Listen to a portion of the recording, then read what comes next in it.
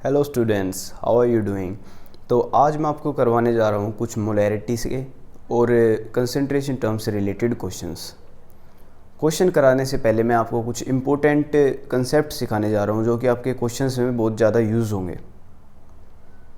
सबसे पहली बात है molarity equation.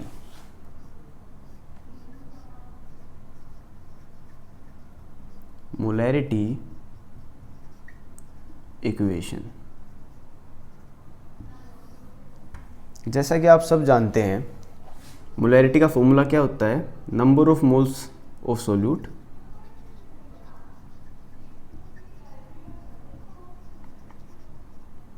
Divided by volume of solution, जो कि हम लीटर में लेते हैं। तो इस फॉर्मूले से आपको डायरेक्ट पता लग रहा है, अगर number of moles of solute same ले ले हम और वॉल्यूम को चेंज करते रहें तो मोलैरिटी चेंज हो जाएगी। For example, number of moles of solute मान लो 1 है, पहले हमने लिया 1 लीटर ऑफ सॉल्यूशन में। दूसरी बात, number of moles of solute 1 है लेकिन हमने लिया 2 लीटर सॉल्यूशन में, यहाँ पे आएगा 0.5 मोलर सॉल्यूशन बना और यहाँ पे 1 मोलर सॉल्यूशन बना। तो वॉल्यूम चेंज करने से मोलैरिटी चेंज हो जाती है, फर्स्ट पॉइंट। तो मोलैरिटी इक्वेशन क्या है? अगर हम, यह है बीकर 1, इसकी मोलैरिटी है m1 और वॉल्यूम है v1। अगर हम इस बीकर में वॉल्यूम ऐड कर दें, थोड़ा सा और वाटर ऐड कर दें, तो वॉल्यूम बढ़ जाएगी। बीकर में। और जैसे वॉल्यूम चेंज होती है, वॉल्यूम बढ़ी है तो मोलैरिटी चेंज होगी, तो m2 हो जाएगी। और वॉल्यूम भी बढ़ी है, वॉल्यूम क्या हो जाएगी? v1 plus v। इसको हम v2 ले लेते हैं, ठीक है। तो सबसे पहली बात, नंबर ऑफ मोल्स दोनों में सेम है क्योंकि हमने क्या इंक्रीज किया है? सिर्फ और सिर्फ वॉल्यूम। तो नंबर ऑफ मोल्स क्या होते हैं ये देखने के लिए सबसे पहले मोलैरिटी होती है number of moles bye volume of solution. तो नंबर ऑफ मोल्स क्या होंगे? Number of molarity into volume. यहाँ पे मोलैरिटी m1 है और वॉल्यूम v1 है, तो n हो गया m1 v1 के इक्वल, ठीक है। अब यहाँ पे नंबर ऑफ सोल्यूट जितने थे, number of moles of solute जितने थे, वही नंबर ऑफ सोल्यूट यहाँ पे है। हमने सिर्फ और सिर्फ वॉल्यूम ऐड की है, तो यहाँ पे m2 क्या हो जाएगा? Number of moles of solute जो कि सेम है, बाय वॉल्यूम चेंज हुई है। वॉल्यूम क्या हो गई है? v2। तो यहाँ पे भी m2 v2 is equal to number of moles. अब m1 v1 भी नंबर ऑफ मोल्स के इक्वल है और m2 v2 भी नंबर ऑफ मोल्स के इक्वल है। तो इससे हम रिलेट करके इक्वेशन बना सकते हैं, m1 v1 is equal to m2 v2। तो इसी को हम कहते हैं मोलैरिटी इक्वेशंस। ये क्वेश्चंस में यूज होगी। भी 3 चीज़ दी गई होंगी आपको, तो आप 4th थिंग फाइंड आउट कर सकते हैं, तो ये क्वेश्चंस में यूज होगा। फर्स्ट पॉइंट ये था पहला कंसेप्ट। अब एक दूसरा कंसेप्ट जो आपके क्वेश्चंस में यूज होगा, सेकंड कंसेप्ट है डाइल्यूटेड सॉल्यूशन का कंसेप्ट। अगर मान लो 1 लीटर वॉल्यूम है 1000 ml, जो कि होता है 1 लीटर के इक्वल। 1000 ml वॉल्यूम है और उसमें हमने सोल्यूट ऐड कर दिया 0.0002 ग्राम। अब आप देखो इसकी वॉल्यूम इंक्रीज हो गई, कितनी हो जाएगी? 1000.0002 ग्राम, ये उसकी वॉल्यूम हो गई। तो इसमें और इसमें डिफरेंस बहुत कम होगा। तो जब भी आपको डाइल्यूटेड सॉल्यूशन दिया गया हो या सोल्यूट की जो कंसंट्रेशन है, सोल्यूट की जो वॉल्यूम है बहुत कम हो, तो आप वॉल्यूम ऑफ सॉल्वेंट को इक्वल ले लेंगे वॉल्यूम ऑफ सॉल्यूशन के। ये क्वेश्चंस में बहुत ज़्यादा यूज़ होगा, बट ये कंसेप्ट तभी लगेगा जब मास ऑफ सोल्यूट बहुत बहुत बहुत कम है, क्योंकि इससे वॉल्यूम में डिफरेंस नहीं आ रहा। इसलिए हम वॉल्यूम ऑफ सॉल्वेंट को वॉल्यूम ऑफ सॉल्यूशन के इक्वल ले सकते हैं। तो सेकंड कंसेप्ट ये था।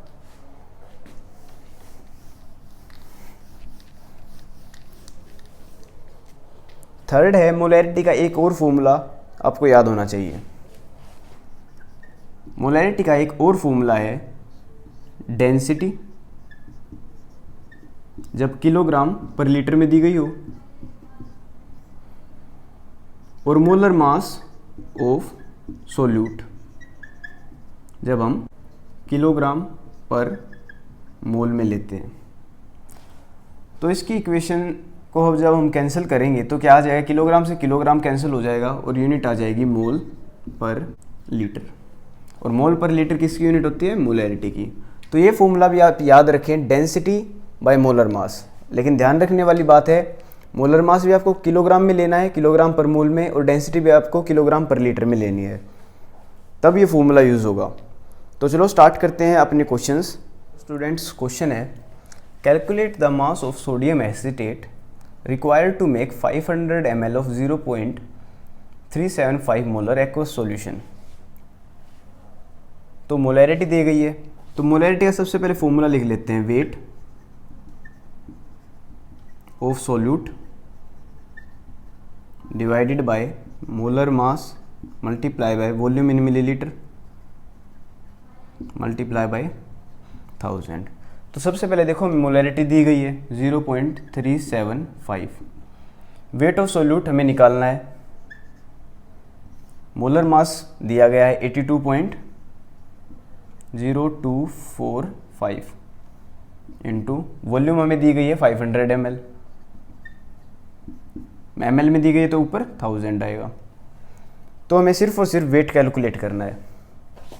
तो यहाँ से ये गया 2, यहाँ से ये गया 41.01225।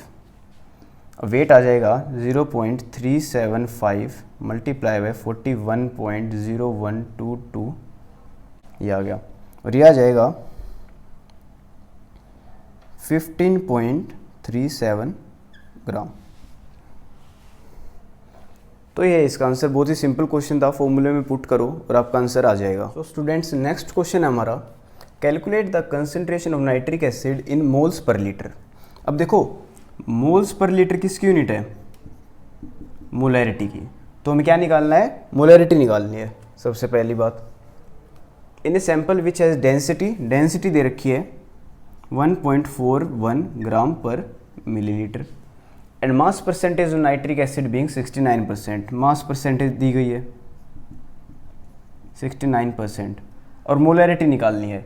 तो मोलैरिटी का एक फॉर्मूला लिखवा रखा है मैंने, mass percentage multiply by density multiply by 10 divided by molar mass. तो हमें क्या क्या दिया गया है, मास परसेंटेज हमें दी गई है 69, डेंसिटी हमें दी गई है 1.41 into 10 divided by molar mass. Nitric acid होता है HNO3, तो मोलर मास क्या होगा 1 + 14 + 16 इंटू 3, ये हो गया 15 + 16 3 = 48। तो ये आ गया हमारा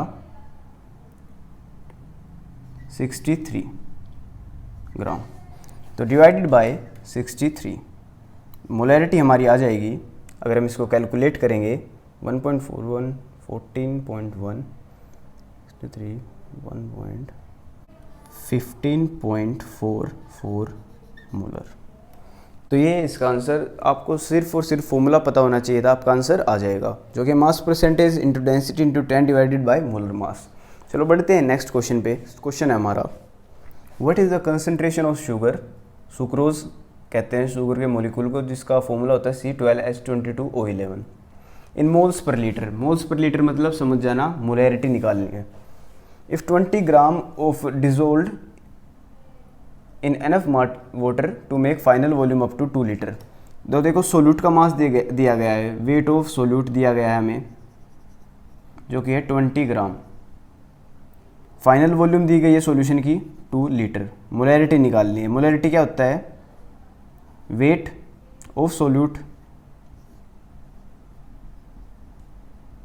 divided by molar mass multiply by volume in litre. तो हमें क्या क्या दिया गया है देखते हैं। वेट ऑफ सोल्यूट दिया गया है जो कि 20 ग्राम, वॉल्यूम दी गई है जो कि है 2 लीटर। मोलर मास हमें निकालना है। मोलर मास C12H22O11 का क्या होगा, C12H22O11। C12 मतलब 12 multiply by 12 plus H22 hydrogen का 1 होता है तो 22 का कितना होगा 22 प्लस O11 एक ऑक्सीजन का 16 होता है तो 11 ऑक्सीजन का कितना होगा 16 मल्टीप्लाई बाई 11। यह आ जाएगा 144 प्लस 22 प्लस 176, यह आ जाएगा 342 ग्राम। तो यहाँ पे भी आ गया हमारा 342 ग्राम। अब निकालते हैं मोलैरिटी। अब इसको सिंपल सोल्व करना है और आपका आंसर आ जाएगा जो कि आएगा 0.029 मोलर। तो ये आपका आंसर। सिंपल आपको फॉर्मूला पता होना चाहिए और मोलर मास निकालना आना चाहिए। बहुत ही सिंपल क्वेश्चन था। चलो बढ़ते हैं नेक्स्ट क्वेश्चन पे। नेक्स्ट क्वेश्चन है हमारा, एक सैंपल है, वाटर का सैंपल है जिसमें कि 15 ppm क्लोरोफॉर्म प्रेजेंट है।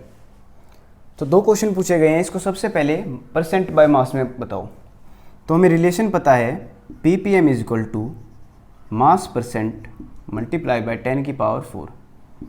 इस फॉर्मूले से हम मास परसेंटेज निकाल सकते हैं। 15 ppm दिया गया है is equal to mass percent multiply by 10 की पावर 4। तो मास परसेंट क्या आ जाएगा 15 divided by 10000 is equal to 0.0015। तो ये आ गया, मास परसेंटेज आ गई है। तो फर्स्ट क्वेश्चन तो हमारा यहीं पे हो गया। फाइंड मोलैलिटी, ये है सेकंड क्वेश्चन।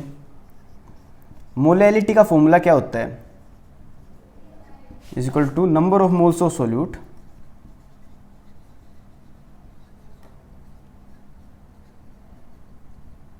पर kilogram of solvent, mass of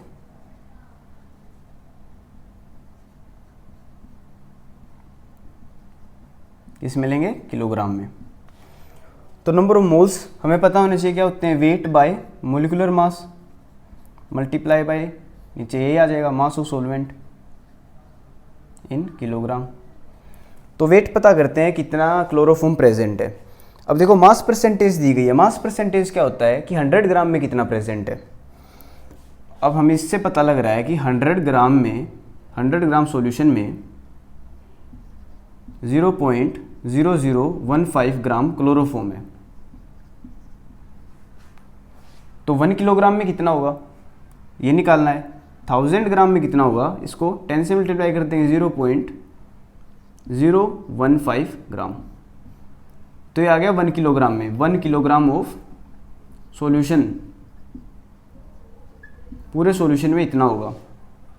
और अब निकालते हैं यहाँ से वेट क्या है 0.015 डिवाइडेड बाय मोलर मास क्या है क्लोरोफॉर्म का CHCl3। कार्बन का होता है 12, हाइड्रोजन का होता है 1 प्लस क्लोरीन का होता है 35.5। 3 से मल्टीप्लाई कर दें क्योंकि 3 प्रेजेंट है। 13 प्लस 106.5, ये आ गया 119.5 ग्राम। तो ये आ गया 119.5 gram multiply by mass of solvent लेना है। अब देखो मास ऑफ सॉल्यूशन 1 किलोग्राम है और मास ऑफ सॉल्यूशन क्या होता है, मास of solvent plus mass of solute. अब सोल्यूट देखो 0.015 ग्राम प्रेजेंट है और मैंने रूल बता रखा है जब बहुत ही कम सोल्यूट प्रेजेंट हो तो उसको हम नेग्लेक्ट करते हैं। तो mass of solution he mass of solvent के इक्वल होगा। तो यहाँ पे क्या लेंगे, मास ऑफ सॉल्वेंट को 1 किलोग्राम। इसको सोल्व कर देंगे और आपका आंसर आ जाएगा 1.25 मल्टीप्लाई बाय 10 की पावर -4 मोलर। तो ये आपका आंसर। सिंपल क्वेश्चन है लेकिन आपको हर एक चीज़ स्टेप बाय स्टेप करनी पड़ेगी।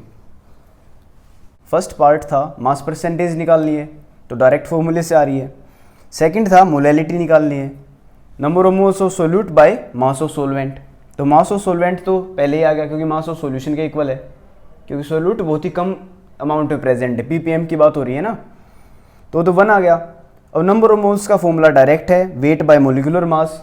वेट हमने निकाल लिया क्योंकि हमें पता था मास परसेंटेज 100 ग्राम में इतना प्रेजेंट है तो 1000 ग्राम में कितना प्रेजेंट होगा वो हमने निकाला और मोल्स निकाले, तो moles by mass of solvent, तो हमारी आ गई मोलैरिटी। चलो बढ़ते हैं नेक्स्ट क्वेश्चन पे। नेक्स्ट क्वेश्चन है how are 0.5 mole of Na2CO3 और 0.5 मोलर Na2CO3 आर डिफरेंट। तो सबसे पहले 0.5 मोल Na2CO3 देखते हैं क्या होता है।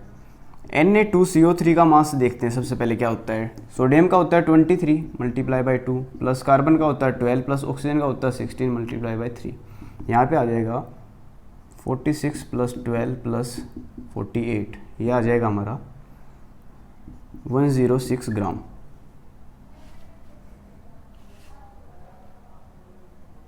वन 106 ग्राम आ गया इसका मोलर मास। अब 0.5 मोल क्या होगा, मोलर मास क्या होता है 1 मोल के इक्वल। अब 0.5 मोल क्या होगा, मोलर मास डिवाइडेड बाय 2, ये आ गया 106 डिवाइडेड बाय 2, ये आ गया 53 ग्राम। तो 0.5 मोल का मतलब है 53 ग्राम। कभी भी कहे 0.5 मोल Na2CO3 के सोडियम कार्बोनेट के कितने होंगे, तो आप हमेशा कहेंगे कि 53 ग्राम ही होंगे। अब देखते हैं 0.5 मोलर क्या होता है।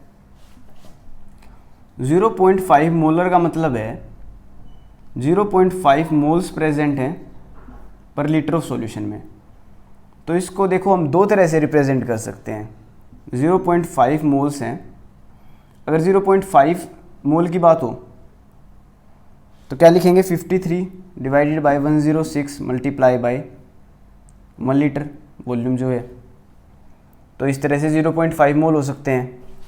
0.5 मोल इस तरह से भी तो हो सकते हैं, हम 106 ले लें, 106 ही मोलर मास हो लेकिन वॉल्यूम बढ़ा दें 2, तो ये क्या आ जाएगा, ये भी आ गया 1/2 इक्वल टू 0.5 मोलर।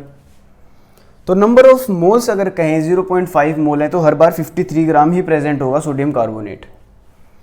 लेकिन अगर 0.5 मोलैरिटी की बात हो रही है तो हम 53 ग्राम से भी 0.5 मोलर सॉल्यूशन बना सकते हैं। 106 ग्राम ऑफ सोडियम कार्बोनेट से भी हम 0.5 मोलर सॉल्यूशन बना सकते हैं।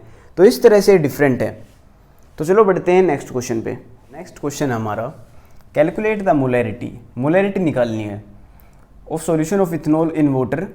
इथेनॉल और वाटर का मिक्स है, वाटर है उसमें इथेनॉल मिक्स है, C2H5OH मिक्स है वाटर में H2O में, in which mole fraction of ethanol is 0.040 और डेंसिटी दे रखी है वाटर की 1।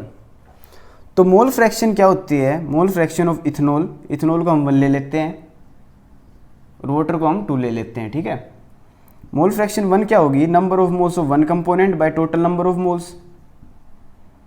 मोल फ्रैक्शन दे रखे 0.040।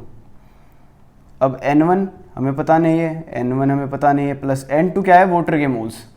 अब वाटर के मोल्स हम निकाल सकते हैं। वाटर की हम मोल्स निकालते हैं 1 लीटर में, मतलब 1000 मिलीलीटर में, और 1000 डेंसिटी होती है मास बाय वॉल्यूम। तो डेंसिटी वाटर की दे रखी है 1 is equal to mass by volume.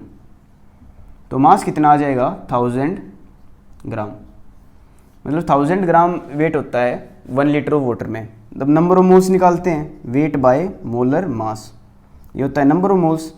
ये आ जाएगा 1000 डिवाइडेड बाय मोलर मास कितना होता है वाटर का 18, ये आ जाएगा 55.5।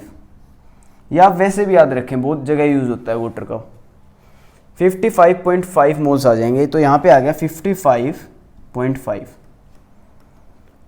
अब हम N1 निकाल देंगे इससे, उसे के बाद तो हम मोलैरिटी निकालेंगे, क्योंकि मोलैरिटी क्या होती है, number of moles divide by volume. तो मोल्स हमें पता लग जाएंगे तो हम वॉल्यूम से डिवाइड करके मोलैरिटी निकाल देंगे। तो N1 निकालना है हमें सबसे पहले, 0.040 multiply by N1 plus 55.5 is equal to N1। अब इसको जब हम सोल्व करेंगे, N1 की वैल्यू आ जाएगी 2.314 मोल्स। 2.314 मोल्स प्रेजेंट है। तो मोलैरिटी निकालनी है, सिंपल फॉर्मूला है, molarity is equal to number of moles of solute,